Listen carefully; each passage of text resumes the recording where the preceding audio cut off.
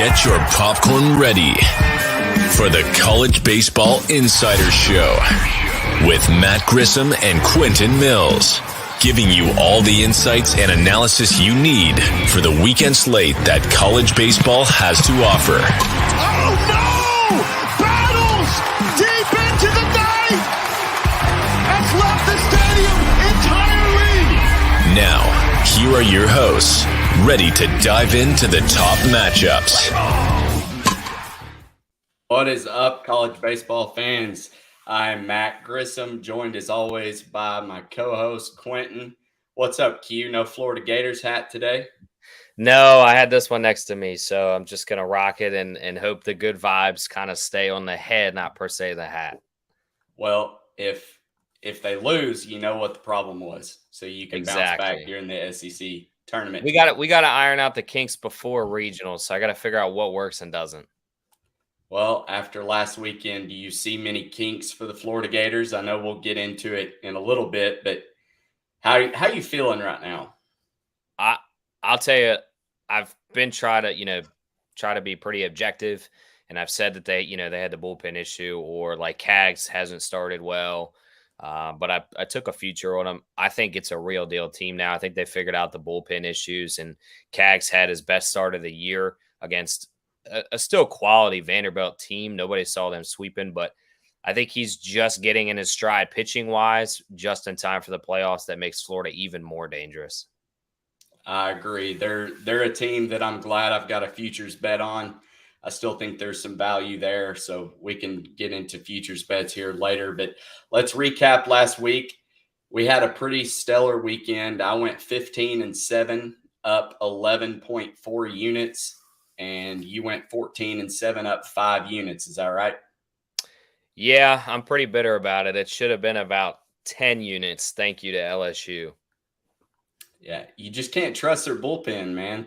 No, we've talked about it, and then we stay stubborn and still try to bet them outside of Paul Skeens. I don't like what I'm seeing out of them, and I feel like here finally dropping to number 5, they're about where I felt like they should be. But outside of that, was there any other surprises to you of the past weekend outside of them going down at the hands of Mississippi State? Yeah, I think Florida sweeping Vanderbilt was a surprise for me in a positive way. I didn't think they'd get all 3 games. Florida at home, I knew they'd win 2 of 3, but it was a dominating performance too. I didn't see any flaws really in Florida. Their bullpen took care of business, especially when Hurston Waldrop throws 1 inning. They catch a short rain delay Saturday night, and then Ryan Slater comes in and throws 4 strong innings, and it was almost business as usual. So that really showed me that they've really locked in, and they've got their kind of go-to rotation or pick list for the bullpen, and those guys performed. We talk about Vanderbilt a little more on the show, but they're not as bad as we always, maybe we come off as on the show. But I was surprised that they lost all 3 to Florida. And then I was surprised, at Clemson kind of dominating again with another sweep against Virginia Tech. I know Virginia Tech can hit the ball. I know their pitching's not that well. I didn't think Clemson, would stay on this rampage. I think they've won 6 straight series now. They've swept 3 of those 6. So that was a little surprising to me. Yeah, and hats off to the Tigers. They busted into the top 10, sitting at number 7 right now. And I don't really understand the jump. I mean, Virginia Tech's not very good, and they go from 16 to 7. And I mean, are they a legitimate shot? Are you looking at them to win the ACC or anything? I think you said it last show, maybe don't take a ticket on Wake Forest to win the ACC because they're just not going to necessarily try. They're going to try to figure out who they can rely on, for playoff baseball. They know Sullivan, Hartle, and Lauder are going to be fine. Maybe, I think UVA is right there as well. I'm not as high on Clemson as D1 baseball, Kendall and Aaron are. I think they're a team that we're going to see in the postseason. I mean, they'll probably get out of a region. They're definitely going to host top 16 seed. I don't know if they're going to be a top 8. That'll be, remains to be seen. But they're a team that I don't necessarily think is a huge factor to go to Omaha by any means. I think they're it's a year one with their coach. It's a situation where they're playing really well, but I think we're going to see them regress, kind of like I've been on Kentucky regressing and now South Carolina regressing. Yeah, and South Carolina, I guess I'm not surprised that Arkansas won that series. I was surprised at how bad South Carolina played. I just whatever they did, if they peaked too soon, they just don't look like a very good ball club right now. They've dropped 7 of their last 9 in the SEC against Auburn, Kentucky, and now Arkansas. This was a team there for a little while where, after that LSU series, we were hyping them up as potential national championship contenders. And now I think that's probably cooled off a little bit. I think that's reflective in their futures odds. But are there any other teams that you think are a contender or a pretender right now outside of our buddy with Kentucky, who just lost again, 5 SEC series that they've dropped? Yeah, I was surprised that the eye test analytics on Twitter kind of took his ball and went home. So that was a little surprising. But I think Virginia is a contender. I told you last week on the show, grab them with some pizza money at 25-1. I think you grab them again. They looked back to form. They really dominated Louisville in all aspects. Their bullpen shined. Their starting pitchers looked back to what they were against Miami. Very, very dominant. Nick Parker is back in the Friday night role. He took an injury to the face, missed a couple weeks, came back as the Saturday guy or the game 2. And now he's back into the game 1. And I think it's making everything better for that team and everybody kind of get back into the spot that they should have been. You can't count out Brian O'Connor's teams. I mean, the guy's a legend in the game for a reason. He's been to 2 College World Series finals. He's won 1 before. He's been to multiple College World Series appearances. They have Kyle Teal, one of the best catchers, one of the best hitters in the game. Jake Geloff, the same thing. They play small ball. They can hit the long ball. They do everything right. It was just that kind of the hot, cold, hot method. So I think you buy them, and I think they're a real contender to at least make Omaha. They can definitely make some noise once they're there because good coaches know how to prep. Dave Van Horn, Brian O'Connor, Kevin O'Sullivan, like those guys have been there. You might have a situation where Clemson maybe gets in there and their coach hasn't been there. And that, to me, is a big difference. I think coaching really matters there. So give me them as a contender. Yeah, Virginia plays host to Georgia Tech, who's coming off a series win against Duke. And that's another team, and I know they dropped their midweek game last night, but they've lost 2 or 3 in their last with Georgia Tech, and I can't buy them. They're so hot and cold. You can say that it was because they were on the road. I don't know. I'm not buying either of the basketball schools in Duke or Kentucky. No, I agree. Duke, I mean, I texted it over this weekend or tweeted it, excuse me. They're a pretender. I mean, they struggle, they just casually it's funny they're talking about a casual Duke tweet had a casual stat or something. I said it was just a casual loss on Twitter. I was kind of hoping to maybe catch a bite, but they didn't want to entertain it.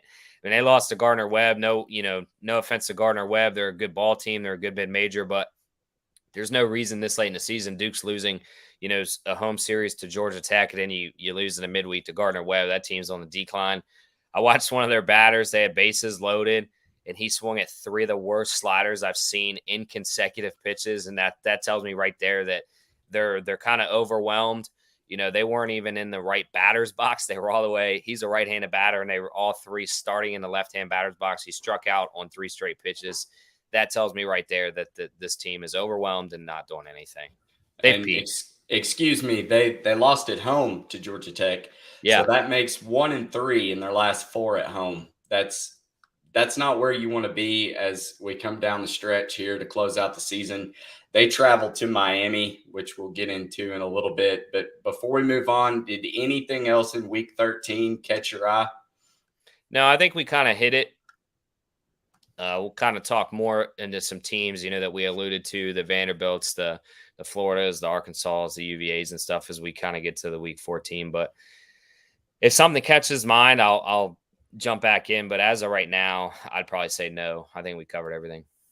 So let's talk about the first matchup here. We've got North Carolina going to that red hot team and the Clemson Tigers. And North Carolina is one of those teams that we've bet on here and there. I personally can't ever get a read on them. I'm not sure which Tar Heels team is going to show up day in and day out. Clemson is on fire right now. I could make a case in Clemson sweeping this series. The only thing that concerns me a little bit is, Clemson is not great at home. They're 21-10, but with the way that they're playing right now, I don't see how you can't back them. Yeah, I think you hit it perfectly. We don't understand this North Carolina team. One thing that was interesting was Coastal played them last night. Coastal takes the win, but Connor Bovair started. I thought he was a weekend guy, so that kind of threw me off. So I'm curious to see, who the three starters are going to be for North Carolina. They have something maybe under their sleeve that we just don't know about. Clemson, I think playing at home, it's safe to say they'll take 2 or 3. I don't know if they'll sweep. It's just so hard to continue to sweep teams. North Carolina did have some suspended guys last night from the fight they had against Gardner-Webb to end the game last midweek. I don't know the status of them, so that's something I'd probably have to see if they get those guys back for this weekend series. Like, how long was that suspension? Was it 1 game? Was it 2, 3, 4, or 5? So, and that was 5 starters. So that really is concerning to me. But if you're giving me 2 full-strength teams, I mean, I would just kind of, with the stats being heading into last week, it was like 101-59 for the SEC home series. I kind of take that same mentality into the ACC and the other big conferences. Give me Clemson 2 or 3. I'd really have to pick my spots. I'd probably like Caden Grice. He's throwing really well. I'd probably lean towards him, but it depends on if those guys from North Carolina are suspended and what are the pitching matchups, because both teams are hitting right now decently. Yeah, Caden Grice, of course, one of the best two-way players in baseball right now. He can do it just all. Not as good as Jack. Yeah, come on. The biggest thing for me is that Clemson home record. They're insinuating that they'll drop probably 1 at home in this series. So I'm with you. Let's back Clemson and staying in the SEC or ACC, rather, the number 1 team in the country. And let me tell you something. There's a bunch of Arkansas Razorback fans that are huge Wake Forest fans this weekend and through the ACC tournament, because they do not want that dreaded number 1 beside their name going into the postseason. So Virginia Tech travels to take on the Demon Deacons, where they are really good at home. They've got a home record of 27-2. They're RPI number 2. I mean, this is a solid team. We've talked about them all year long with this pitching rotation they've got. They're number 1 in the country in every statistical pitching category there is. They're top 26 in all of the hitting. Is anybody slowing down Wake Forest as the season comes to a close, or do you think they take care of business and sweep the Hokies? I don't know, man. This seems like a weird weekend. I know Wake Forest is home. I didn't expect them to lose to Florida State, one of the worst teams in ACC, in the final game. They almost seemed a little tired at the end when I was watching them. I don't want to accuse them of that, but that's just kind of how they came off. I think they're ready for some playoff baseball. They've been dominant for so long.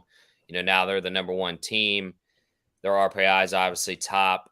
I would think they get 2 or 3 here. I wouldn't be surprised at a sweep, but Virginia Tech is desperate. This pretty much is their tournament hopes right here. They really hurt themselves getting swept last week to Clemson. If they make a statement in this series, that really helps their chances of making an at-large bid. If they get if they lose this series, which I presume they will, it's going to gut them. So look for them to kind of come out firing. They can swing the bats. They're one of the best hitting teams in the country. That's no surprise, but their pitching is just terrible. Give me Wake Forest 2 or 3, if not the sweep. I could just see Tech trying to play, maybe in a playoff mindset, because they know their season kind of hinges on this series. Yeah, and I agree with that. I think Wake could potentially sweep. I think the better bet is just to bet them straight up in a parlay every game, and if it comes down to it where they're in a position to sweep, or if they maybe drop the middle game, that you can hammer them big in the last game. And then another team that just keeps falling from grace, LSU. they finally got exposed on a big scale, and Mississippi State showed up and beat them in that 14-13 game 3 to take that series at home. And LSU is just, I mean, the same old with their pitching rotation. Outside of Paul Skeens, they're just really not getting any help from the bullpen. And I don't care how great Dylan Cruz, Tommy White, Gavin Dugas is. When you don't pitch well in the end of the game, when it's on the line, people are going to exploit it and you're going to have losses. And now those losses are coming in a big way. They travel to Athens, which we've seen already this season. It's tough to get a win in Athens. I think you can always Sharpie in Paul Skeens to get that Friday night win, which in this case, Thursday night. Outside of that, I don't know if they're going to win the series. And I'm not being funny. I really think Georgia is playing for their life right now. They went 0-3 in a sweep last weekend, I think, against Missouri. That's embarrassing. They're getting back home. It's time to bounce back. And I'm not buying this LSU team as a legitimate contender until I can see more from their bullpen outside of Skeens. Yeah, I agree. I think this is a huge series for LSU. Obviously, Paul Skeens, we don't need to talk about him. Take him, game 1 in a parlay because he's going to have pretty big odds. But I really like Charlie Goldstein. I really like Liam Sullivan, too. I think if you're Georgia, you play a little chess here, and I think you maybe start somebody else game 1 and then roll game 2 and 3 with Sullivan and Goldstein. I think those are pretty dominant pitchers, and they pitch really well. I mean, we saw them take down Florida, Tennessee, and Arkansas all at home. So they're a dangerous team. I don't think LSU sweeps by any means. I will say Ty Floyd had a really good outing against Mississippi State, so that was encouraging to say, hey, there's somebody behind Paul Skeens that maybe is on the rise at the right time. He obviously was upset with presumably upset with his team. They essentially took that game and blew it for him. He should have got the win there. Bullpen, though, you touched on it. It's horrendous. It's to me, it's the number one reason why they're not going to make the College World Series. I don't think they're going to get out of a super regional personally, because I think the bullpen's going to choke. If you haven't figured it out by this point, I don't think you're going to figure it out in the next 3 weeks. I mean, Thatcher Hurd, the guy was supposed to be their number 3 starter, was supposed to be up and coming. He looks horrendous as a starter, so they move him back, take some pressure off. He looks just as bad. When you look at their stats, there wasn't a single guy in the bullpen that threw effectively against a pretty lousy Mississippi State team. Now, I understand they have some hitters, but good God, I mean, LSU on paper should win 10-0 or 11-1 every game they play, whether it's at Mississippi State or at LSU. That was embarrassing. And to have to go into Athens where it's going to be a hyped up crowd, Georgia's still trying to play for an opportunity to make the college, just the playoffs in general. This would be a huge series for them, give them some momentum going into Hoover. So anything's possible. But give me Skeens 1, and then if they're smart, like I said, pitch Sullivan 2, Goldstein 3, or vice versa, and take the series from LSU and just really put the dagger in LSU right now. And it's interesting you say that, because I want to talk about how the regionals are set up, and if they're according to 11.7, our friends over there, they've got LSU as the 4 overall seed, and they would host Southern Miss as the 2, TCU as the 3, and then Nicholls State as the 4. So playing chess, you would assume that they would save Paul Skeens for that second day, start Ty Floyd maybe against Nicholls State. And Nicholls State, didn't they just beat LSU like 3 weeks ago? I believe so. That's kind of funny that they're put back in there. But then you save Paul Skeens for the winner of Southern Miss and TCU, assuming you can get the win there. But then, I mean, you talk about the super regionals where it's the best of 3. They're in the same situation they're in right now with not having a solidified day 2, day 3 guy that can hold on to a lead. And yeah, Ty Floyd, he can be that guy, but he's been too much of a roller coaster back and forth to really put a lot of stock in that. So I would almost believe, and if they line up with Virginia, the other one, the 1 seed and a host position, I think Virginia could take down LSU. Yeah, I agree. I think the bullpen for Virginia is tenfold better if we're looking at that series. I mean, obviously, Paul Skeens is going to be tough. This is a team that I think could probably hit him around a little bit because UVA is such a good hitting team. They have smart hitters. Listen, I don't think Jake Geloff's going to be outbeaten by anybody. Same thing with Kyle Teal. I think they're going to make adjustments. They're just too good at hitters. You know, you've got Casey Salke, another good hitter. O'Donnell, like you just go down the list, and they're not power guys. They're just true hitters. And they're going to cause LSU to have to get in a slugfest. And when you get into a slugfest, that tells me right there that your pitching side of things isn't working. And I think that's where UVA could take their advantage if that is the matchup. I'm telling you, I don't think LSU's getting out of the Super Regional. I think the bullpen's going to kill them because Skeens can't go 9 every game. Ty Floyd's got to be perfect. And whoever else they want to experiment in the third role, whether it's Cooper, Hurd, Little, they're not impressive. I mean, I just don't understand. You can't throw Skeens every game. And eventually, if you try to 2 and 3 day start him, he's going to get a little tired no matter how dominant he is. So I think it's a hard road for LSU right now. And if you're Jay Johnson, I mean, you got to be shitting your pants because, again, if you can't figure out the bullpen now, you're not going to figure it out in 3 weeks. We're not just putting on magical slippers here. Well, let's talk about a team that does have a very solidified 3-day guy or 3-day rotation, rather. Florida Gators, they go to Lexington to take on the number 1 RPI team. And I've just got to say, I'm a believer in the RPI. I think it's a good stat to kind of base everything around. But you're getting into the time of the season here over the last couple of weeks where teams are canceling games. Do you look at that as kind of being cheap? I mean, does it really matter, or are these guys just wanting to cancel so they can just take a night off, basically?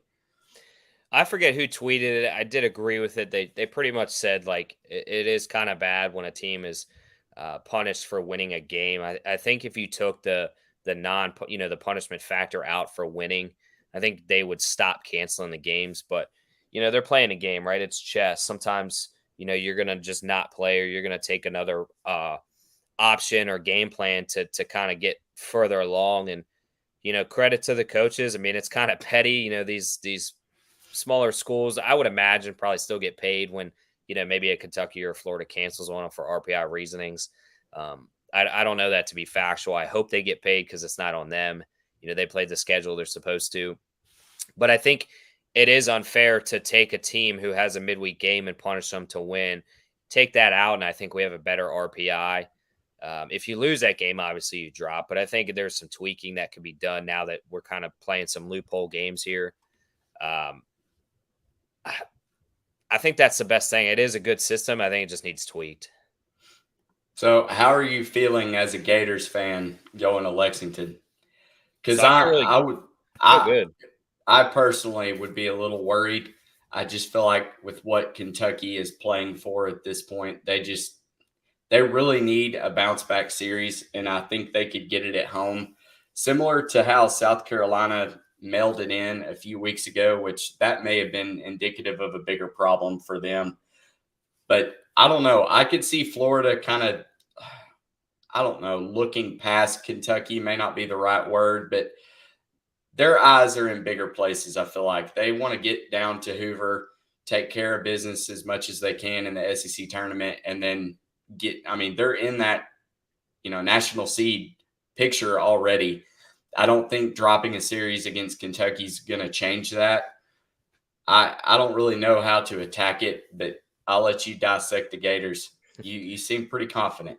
Yeah, and I'll tell you why. So Florida is 8-2 in their SEC series. The 2 losses were on the road, and don't think Kevin O'Sullivan doesn't have that circled as a stat. He understands Omaha is on the road. Yes, it's the big stage, but it's a road game, right? You don't have your fans, with the exception of the several thousand that travel, but it's not a true home game, if that makes sense. Kentucky's good, but I think Florida is going to have their head down in the fact that Kevin O'Sullivan is going to throw that in their face and say, look, you may have to go play on the road at some point in this playoffs. As a fact, you will. You have to go to Omaha. You have to be able to win outside of, Conjure Family Ballpark. the College World Series isn't played in Gainesville, Florida. Get focused, because the 2 series you've lost were on the road. You played like shit against South Carolina, and you played like shit against Texas A&M. Now, granted, they had a nice rubber match, but they should have never lost the Texas A&M series, and they did. So I think he's going to kind of throw it at him as spite, as saying like, yeah, you guys are big dogs at home, but you're nothing, when it comes to being on the road. So get right, because this is playoff baseball, and it starts now.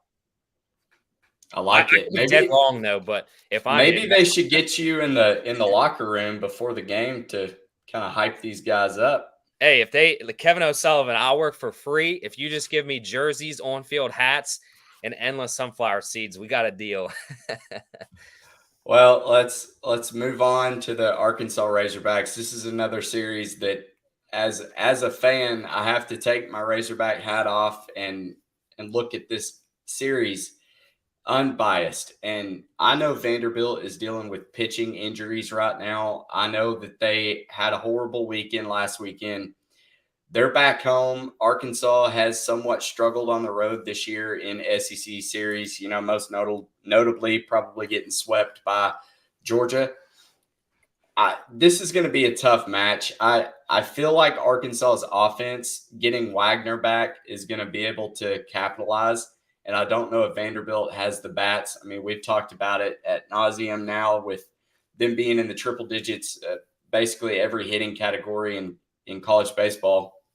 And I don't know. I mean, who knows with the pitching rotation what it's going to be. I feel pretty confident that Dave Van Horn has figured out what he wants to do, which is Hagen Smith Friday, Brady Tigert Saturday, and bringing in Will McIntyre.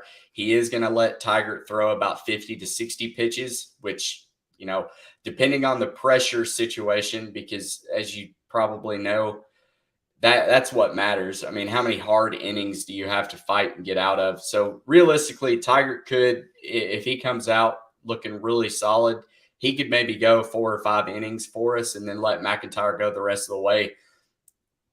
Hunter Holland came in and pitched an entire game, played really well on Sunday. I feel like that's now his role back in that third game role. And I mean, you can't say enough about Hagen Smith, though, Friday night. I feel confident in that. The only game that worries me is when Devin Futrell plays for Vanderbilt. I feel like that's probably going to be the one that they take. But again, if they match up against a Brady Tigert who's going deeper than normal and Will McIntyre has his stuff, I don't know. I give the Arkansas definite edge Friday night, even if it's Hagen Smith versus Devin Futrell. Outside of that, it's just going to be a game-by-game basis for me. I'm going to root for Arkansas because I want them to stay ahead of Florida in the rankings, because it's a nice buffer for that number 1 spot, given that Wake Forest maybe loses a series. So I've got that going for you. This is a tough one. Objectively, I think Vanderbilt could take this series, and I say that because I think they're more desperate than Arkansas right now. They obviously got swept. They get to come back home. They're playing for a national seed. Arkansas has already locked up a national seed, and I think that could matter here. Futrell looked really, really good against Florida. I think I texted you in like the 5th inning. It was like he's just mowing dudes down. I think he just got tired against a Florida team that, in my opinion, hits 10 times better than Arkansas. If he's pitching to like a sub 300 batting average team like Arkansas, I think he could go 7 strong innings, and that just puts some pressure on the Arkansas Razorbacks hitting. Arkansas hasn't really hit well for me. They've had timely hits. Hopefully those hits continue. But that's what scares me. I think if this series was at Fayetteville, then I would have way more confidence. Hunter Holland, incredible complete game start and finish. Does he kind of regress, maybe just a little tired from that? It's just so hard to tell with these college kids.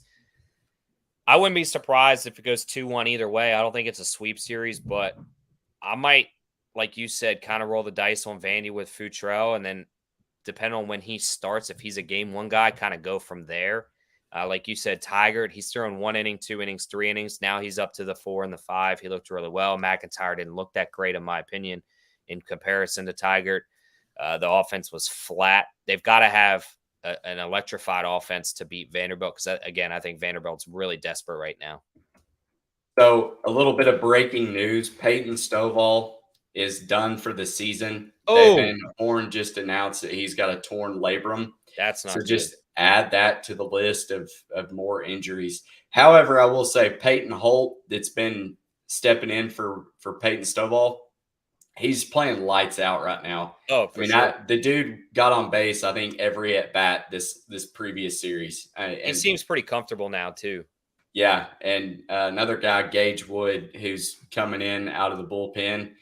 Man, when he gets his swagger, like on that third punch out to end Yeah, an inning, I don't know if there's a kid more confident. And this kid's a true freshman. he's gonna So be a stud. the Batesville boss out there just mowing people down, and he sticks his tongue out, has that whole Jordan swagger going. It's a fun team to watch right now. They're definitely giving me a lot more confidence as the season progresses, and you kind of figure out who this team wants to be. They play for each other, and even with all the injuries that they've been handed down, they just continue to win.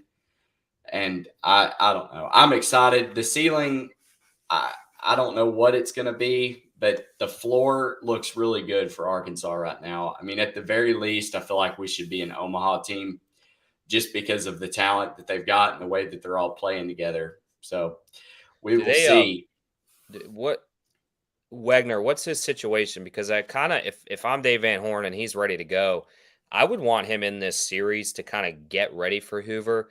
I don't want bracket play to be the time where I bring this guy in and mess with the lineup because Yeah. he's been out. What you have has been working. You know, obviously he's an Well, impact hitter, but I to would rather quote, him play this and then go into Hoover versus starting in Hoover. to quote Dave Van Horn on when he was asked if he expects Jared Wagner to play this weekend, yep, All right. that's all he said. So I listen to the like it. man. Talking about the South Carolina Gamecocks coming off getting beat in a series against Arkansas. They play host to Tennessee, who, again, is one of those teams that just have to get this figured out. They had a really good weekend last weekend. Do they go into South Carolina and beat up this already beat up Gamecock squad? It's a flip of the coin to me, honestly. To be honest, I don't know if I'll bet on this series at all because I think South Carolina needs to catch a win. They're the home team, which helps this a lot. If they were playing in Tennessee, then I would easily give Tennessee the lead. But Tennessee's not the greatest road team. They're dominant, obviously, in Knoxville, but they have a lot of question marks too. I mean, they're one of the better hitting teams in the country. On paper, statistically, they're one of the best pitching staffs, but they're not putting it together on the road like they are at home. So because it's two unknowns, you got a bad road team and then you got a reeling team with South Carolina. To me, it's a stay away. But if I had to pick one here, I think South Carolina probably gets a series being at home.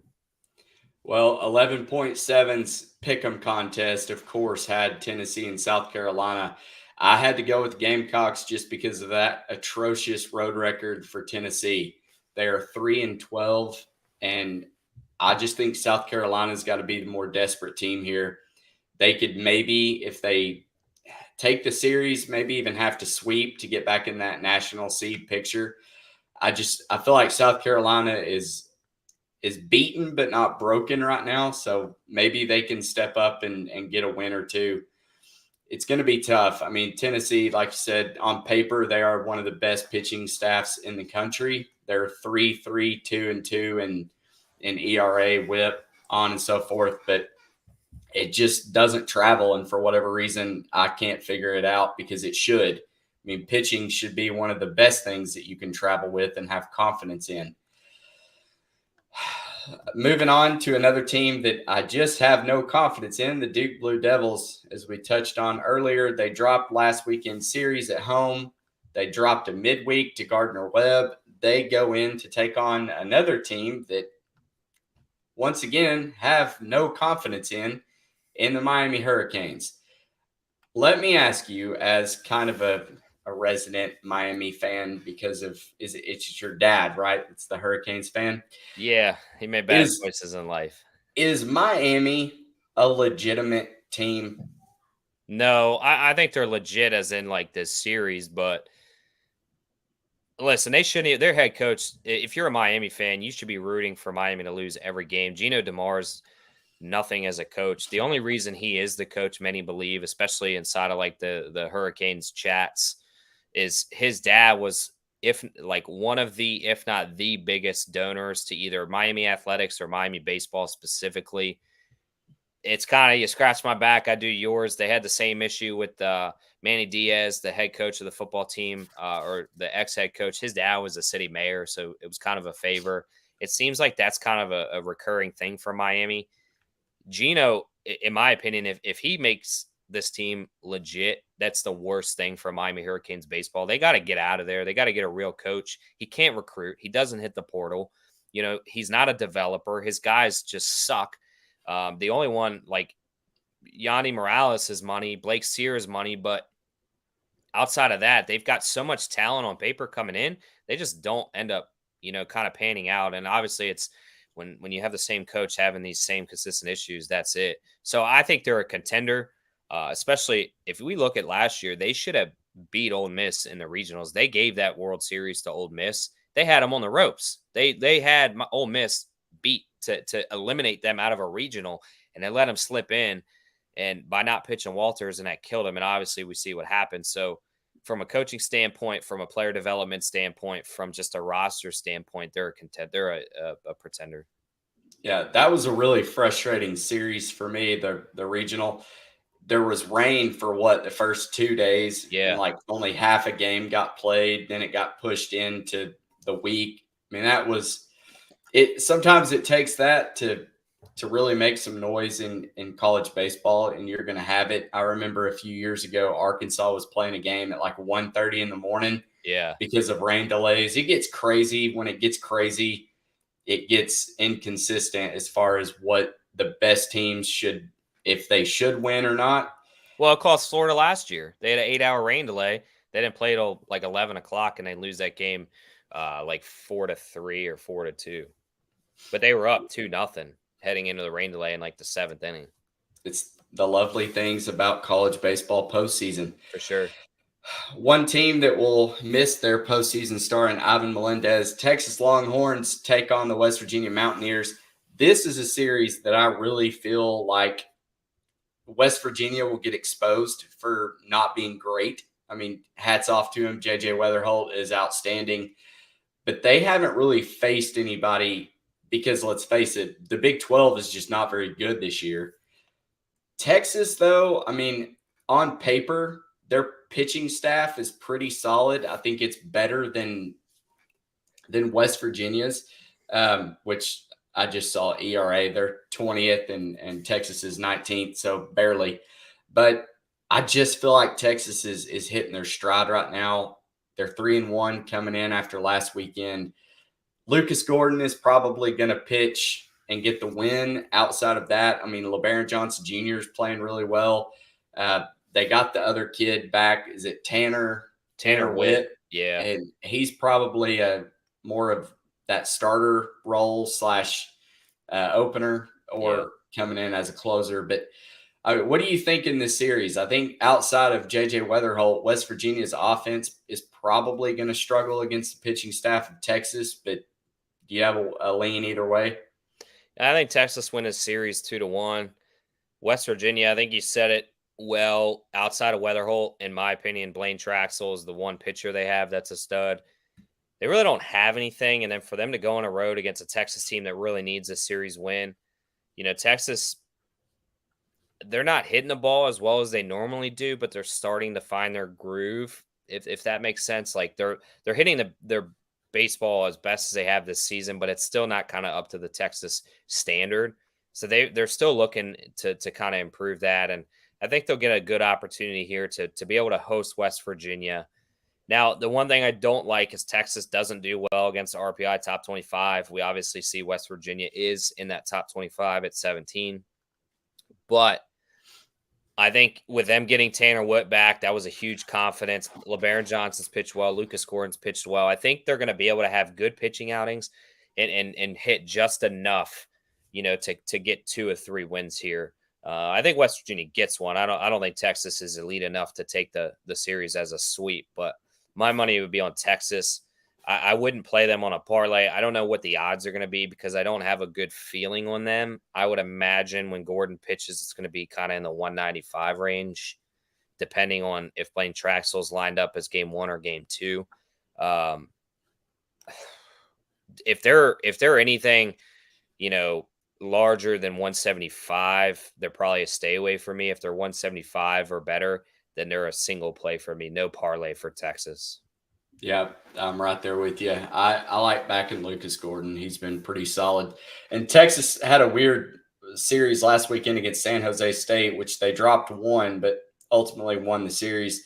They won the series 2-1 against TCU and Kansas the weekends before.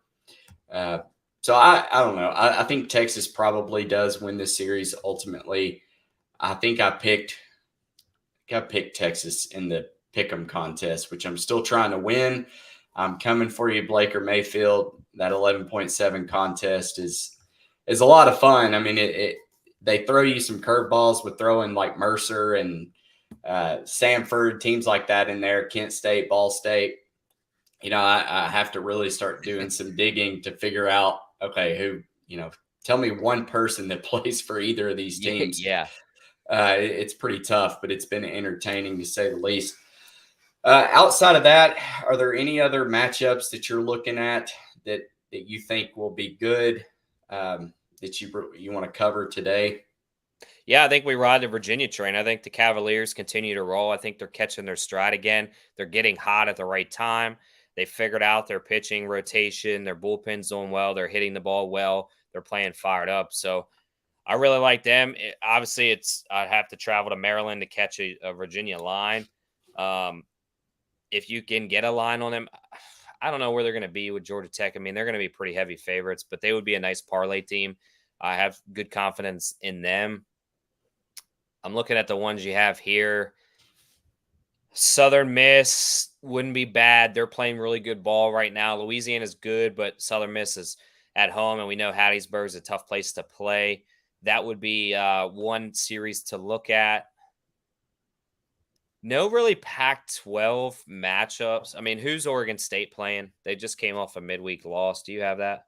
No, I don't. They're going to play somebody with a record below 500 because I just put the ones that were notable on here. Okay, so they're playing. That can't be right. They got them Western Carolina.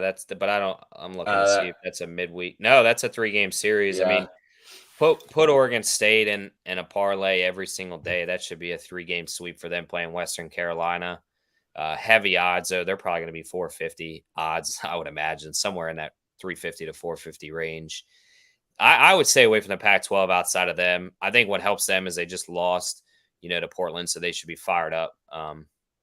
But there's not many intriguing matchups. Like Notre Dame's playing hot, but Boston College at home can be kind of scrappy. So that's just a stay away. Like I don't have any confidence. Okie State, Oklahoma.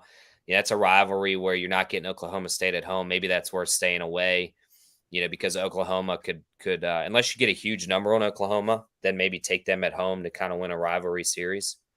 But there's not many of the slates that I like this week, to be honest. Well, we've got some lines already up on DraftKings. You've got Virginia that you touched on earlier, minus 165 versus Georgia Tech. I feel like that's a pretty good play. Georgia is plus 235. LSU's minus 300 with Paul Skeens going. No surprise there. I can't take Georgia in that spot. I got to catch them on a game 2 or 3. North Carolina is minus 105 to Clemson, minus 125. Wake Forest is only minus 210 against Virginia Tech. You'd assume Rhett Lauder goes. I like that. Probably as just a straight up bet. We've got Arkansas minus 110, Vandy minus 120 in that one. So pretty much a coin flip in it. West Virginia, Texas is the same. Home team minus 120. I would like I think Texas, if Traxler's not pitching game 1 for West Virginia, you lay that 120 with Texas with Lucas Gordon. And then Florida, you've got minus 125 with Kentucky minus 105. I feel like that's a pretty short price for the better team as well. I like it. You get Brandon Strode on the mound under a 150. That to me, that's stealing money. And again, Tennessee, South Carolina is the same 110, 120 with the juice on the home team. I don't know. I don't know yet. That's where I'll be worried. I would assume that you're going to get Andrew Lindsay for Tennessee. Sanders, because he sat out last week. I don't know if Sanders is back or not. If they're trying that little magic that they did a couple of weeks ago, where they benched him all weekend and then he kind of got his shit together and came back. Stanford minus 185 over Washington State. Yeah, they're on the road, but I feel like backing Quinn Matthews is always a no-brainer. I like that up to minus 200. And then let me tell you something. I backed USC, the Trojans, and I'm just going to say hats off to y'all, mainly because you just cashed a bet for me. But with Caden Aoki, and they've got another guy, I think that's like Stromberger or something. Yeah. These guys are like sub-3 ERAs, and they've been money lately. And I really like backing them. USC's taking on Arizona, and it's only minus 105. So I feel like Arizona is. But I had to give the Trojans a little shout out there. You know, people don't realize the Trojans used to be a powerhouse in college baseball. What was it, like back in the 60s? Yeah, it'd kind of be cool if LA baseball would kind of get back to that. But yeah, a lot of people don't realize they dominate. They have like 10 World Series wins. I did not know that. Same thing with Creighton. Creighton, you know, they obviously Brian O'Connor took them to Omaha, and Wichita State kind of had a run. Those would be two mid-majors. It'd be kind of cool to get back into the mix of things. Yeah, I mean, it would be fun. I really like rooting for USC in football.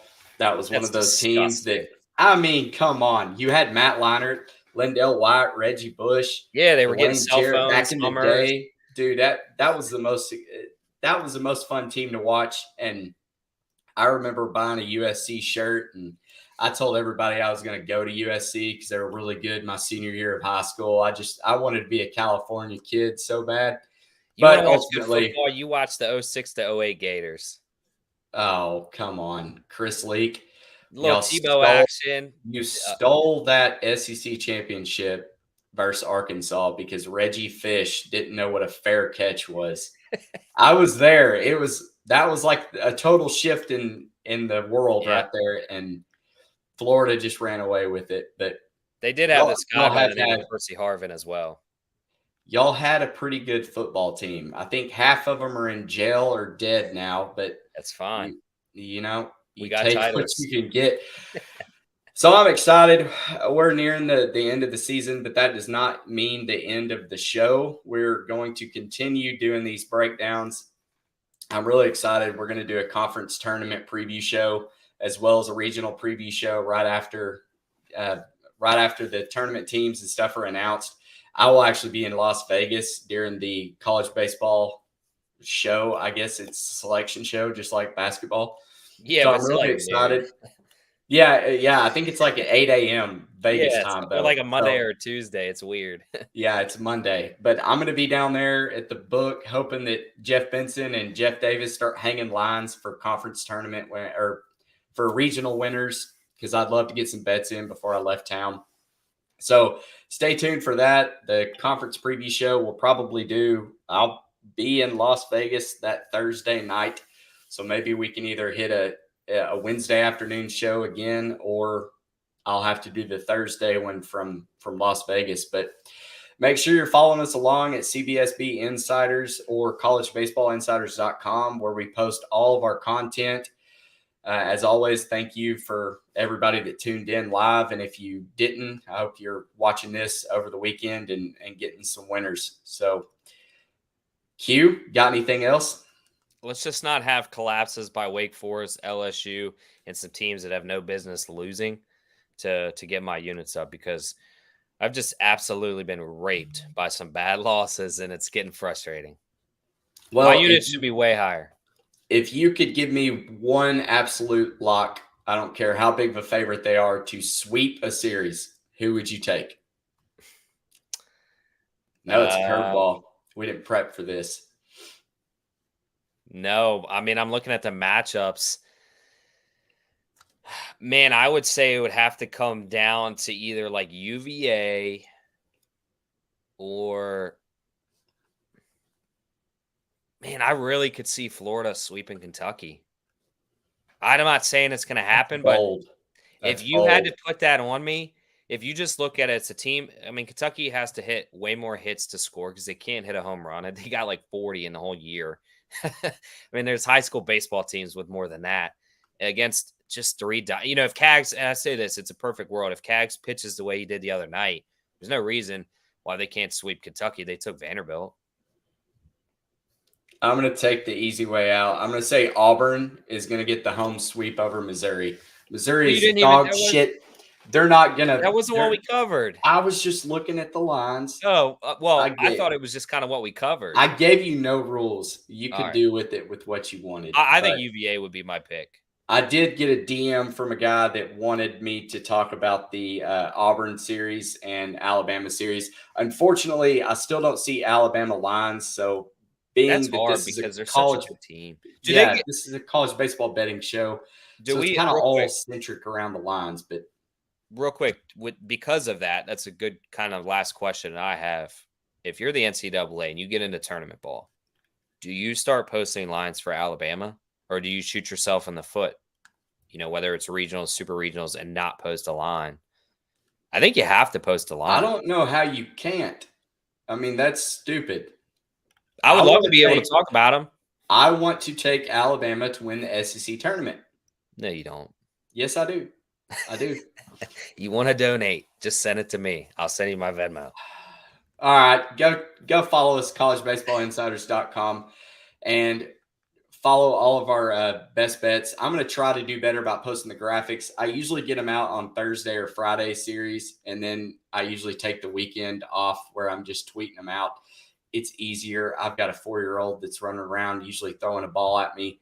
So I apologize, but I'll try to get better about posting them. As always, you can check out our Patreon account. Donate if you want to, if we're making you money. Outside of that, cash some tickets. We'll see you next week.